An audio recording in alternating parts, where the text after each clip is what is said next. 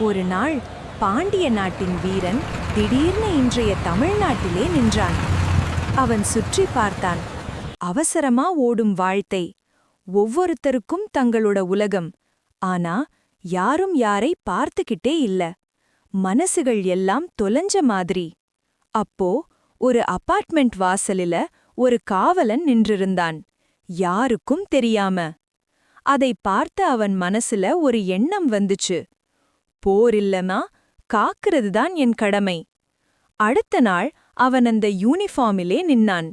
ஆனா நின்ற விதம் மட்டும் வேற.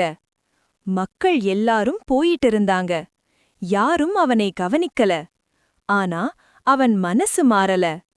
ஒரு நிமிஷம் ஒரு தாத்தா தடுமாறி விழப்போனார். ஒரே ஒரு கணம் அவன் ஓடி வந்து அவரை பிடித்து காத்தான். அந்த ஒரு செயல் அனைத்தையும் மாற்றுச்சு.